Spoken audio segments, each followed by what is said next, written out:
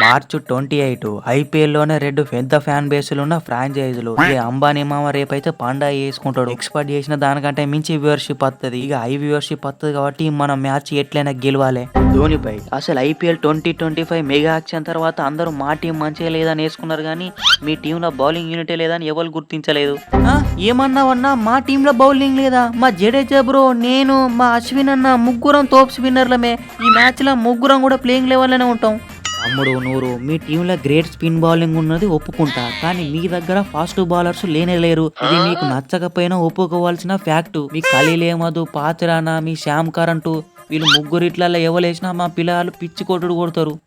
అంత మాట అంటావా విరాట్ భాయ్? ఏదో మీ టైం మంచుకోండి, మీ బ్యాటర్లో ఒక్క మ్యాచ్ లో మంచిగా ఆడారు మ్యాచ్, కానీ మాతో కథ మొత్తం వేరే ఉంటది. ఈ మ్యాచ్ లో చూపిస్తాను అసలు రూపం. డెత్ ఓవర్స్ లలో బౌలింగ్ వచ్చి వికెట్లు పట్టా ఇస్తూనే ఉంటా. ఎస్పెషల్ గా మీ టీమ్ డేవిడ్, కృణాల్ పాండ్యా, స్టోను వచ్చిన వెంటనే వీళ్ళని అవుట్ చేసి పడేస్తా. అంటే ఏంది బ్యా, నన్ను అవుట్ చేయవా? నన్ను అవుట్ చేసే కెపాసిటీ నీకు లేదా? పాటిదర్ బ్రో, నువ్వు ఎక్కడనో నెంబర్ 3లోనో నెంబర్ 4లోనో ఆడుతావు. నేను 12 ఓవర్లు అయిన తర్వాతనే బౌలింగ్ వస్తా.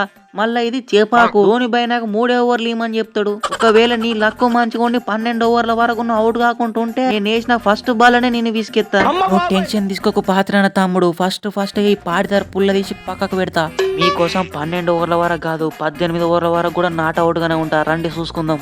అయినా విరాట్, మాకు పెద్ద బౌలర్స్ అవసరం లేదు. మా దగ్గర ఉన్న Vijay Shankar, Sam Curran, Nathan Ellis, Khaleel Ahmed వీళ్ళు సరిపోతారు. వీళ్ళతోనే బౌలింగ్ ఇప్పించి వీళ్ళతోనే వికెట్లు తీపిస్తాం.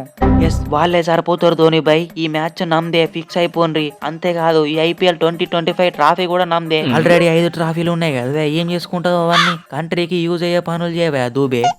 అంతేనా జీవితం? మాకు ఇంకా కావాలి ట్రాఫీలు. 6 ట్రాఫీలు కొట్టిన తర్వాతనే ఐపీఎల్ నుండి అవుట్ అవుతాం. దూబే తమ్ముడు, లాస్ట్ మ్యాచ్ లెక్క లాస్ట్ ఓవర్ వరకు మ్యాచ్ ని తీసుకురాకురువే.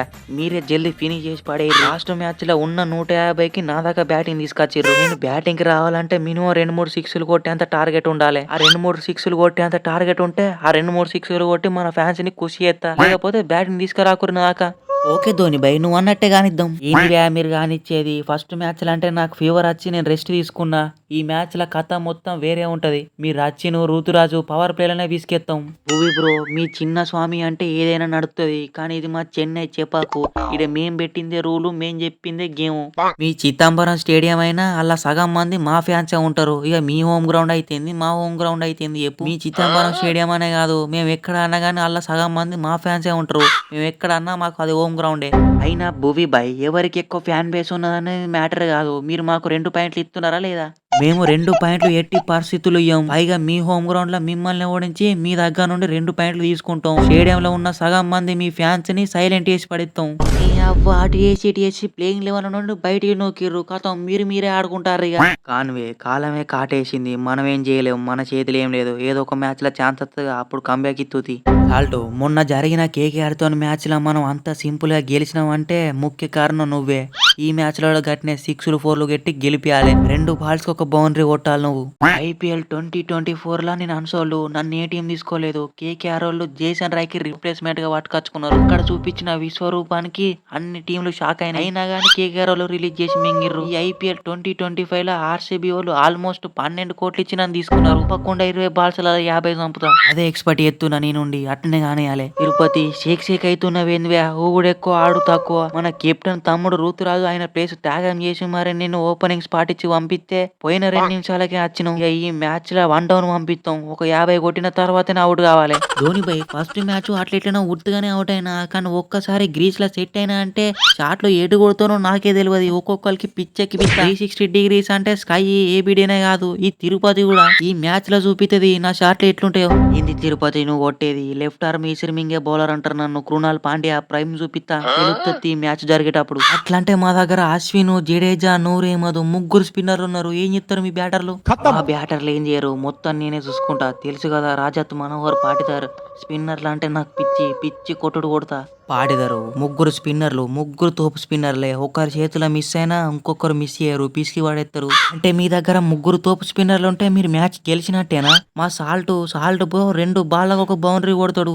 మా విరాట్ అన్న మొన్న 50 చంపిండు. ఈ మ్యాచ్ లో 100 కొట్టినా కొడతాడు. నెంబర్ 3 లో మా పాడకేల్ బ్రో టీమ్ లో కొంచెం సెట్ అయిందంటే 20-20 రిపీట్ అవుతుంది. నెంబర్ 4 లో నేనే దిగుతా. ముగ్గురు స్పిన్నర్లు ఉన్నా, 4 స్పిన్నర్లు ఉన్నా, ఎంత మంది స్పిన్నర్లు ఉన్నా 6 కొట్టుడు. నెంబర్ 5 లో మా స్టోన్ అన్న, ఇక నెంబర్ 6 లో ఫినిషింగ్ ఇస్తానికి మా టీమ్ డేవిడ్. చిన్న స్వామి అయినా చేపాకైనా 6 కొట్టుడే మ్యాచ్ గెలిపించుడే. మొన్ననే బిగ్ బ్యాష్ లీగర్ ర్యాంప్ ఆడిచ్చిన.